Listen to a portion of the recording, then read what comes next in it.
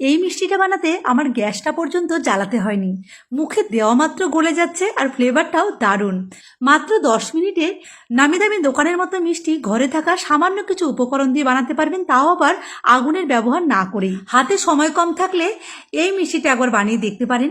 খুব কম সময়ে এত সহজভাবে যে এমন স্বাদের মিষ্টি বাড়িতে তৈরি করা যায়, একবার নিজের হাতে না বানিয়ে খেলে কিন্তু বিশ্বাসই হতে চাইবে না। তো দেখুন, আজকে মিষ্টি তৈরি করার জন্য আমি মিক্সিং জারের মধ্যে দিয়ে দিলাম 1/2 কাপ চিনি, 14-15টা কাজু বাদাম আর সুগন্ধের জন্য 2টো এলাচ।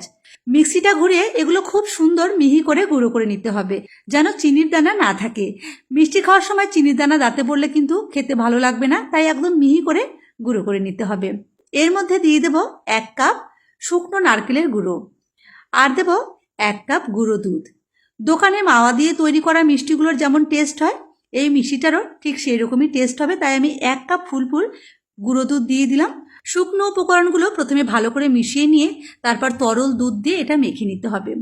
এক্ষেত্রে বলে রাখি, দুধ কিন্তু খুবই সামান্য দিতে হবে, মানে টেবিল চামচের 2 চামচ মতো দুধ আমার এখানে লেগেছে। প্রথমে 1 চামচ দুধ দিয়ে মেখে আপনারা দেখবেন কেমন হচ্ছে, তারপর প্রয়োজন মনে হলে আরও একটু দুধ মেশাবেন। মানে খুব সাবধানে বুঝে দুধ দিতে হবে। বেশি দুধ একবারে ঢেলে দিলে কিন্তু মাখা নরম হয়ে যাবে আর মিষ্টিটা গড়ে নিতে আপনাদের অসুবিধা হবে, তাই পরিমাণ মতো দুধ দিয়ে এটা মেখে নিতে হবে। তো একটুখানি ঘি আমি দিয়ে দিয়েছি যাতে হাতে লেগে না যায়, এতে ফ্লেভারটাও খুব সুন্দর হবে, আবার মাখতেও সুবিধা হবে। দেখুন, আমি খুব সুন্দর করে মেখে নিয়েছি। আর এটা কিন্তু খুব বেশি শক্ত নয়, আবার একদম নরমও নয়, একটু টাইট করে মেখে নিতে হবে। এখন 2 হাতের সাহায্যে এরকম লম্বা একটা আকৃতি করে নিলাম। এইবারে কিছুটা পেস্তা কুচি আমি এর গায়ে লাগিয়ে দেব।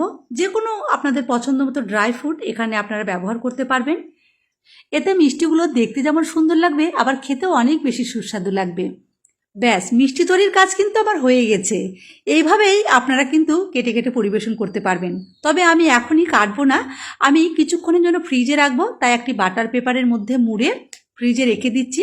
হাতের কাছে বাটার পেপার না থাকলে কোনো ব্যাপার না, যে কোনো নর্মাল পেপারে একটু ঘি বা বাটার লাগিয়ে নিলেই বাটার পেপার তৈরি হয়ে যাবে। তারপর সেই পেপারটা দিয়ে মুড়িয়ে ফ্রিজে রেখে দেবেন মাত্র 10 মিনিটের জন্য। 10 মিনিট পর সুন্দরভাবে সেট হয়ে যাবে, তারপর কেটে নেবেন। তো দেখুন, 10 মিনিট পর আমি ফ্রিজ থেকে বের করে নিয়ে এসেছি। ফ্রিজে রাখার কারণ হলো মিষ্টি সুন্দরভাবে সেট হয়ে যাবে, তাতে কাটতে সুবিধা হবে, না হলে কাটার সময় ছুরিতে লেগে লেগে যায়, কাটতে একটু অসুবিধা হয়। এই জন্য 10-15 মিনিটের জন্য ফ্রিজে রেখে দিলে খুব সুন্দরভাবে কেটে নিতে পারবেন, এই আর কি। এবারে পিস পিস করে মিষ্টিগুলো আমি কেটে নেব। তো আমি একটু মোটা করেই রাখছি, আপনারা চাইলে এর থেকে পাতলা করেও কাটতে পারবেন, কাটতে কোনো রকম অসুবিধা হবে না। তো বন্ধুরা, যদি এরকমই আরও নতুন নতুন রেসিপি আপনারা দেখতে চান তাহলে অবশ্যই আমার চ্যানেলটি সাবস্ক্রাইব করে রাখবেন। যারা ইউটিউব থেকে দেখছেন তারা আমার আরজাদি কিচেন চ্যানেলটি সাবস্ক্রাইব করে রাখুন, আর যারা ফেসবুক থেকে দেখছেন তারা আমার ফেসবুক পেজ আরজাদি গুড ফুড পেজটি ফলো করে রাখবেন। এই মিষ্টিটা বানাতে আগুনের কাছেই যেতে হবে না, বাড়িতে আসা গেস্টের সঙ্গে গল্প করতে করতে ফ্যানের হাওয়ায় বসে মিষ্টি বানিয়ে তাদের খাওয়াতে পারবেন। যে খাবে সেই প্রশংসা করতে বাধ্য হবে।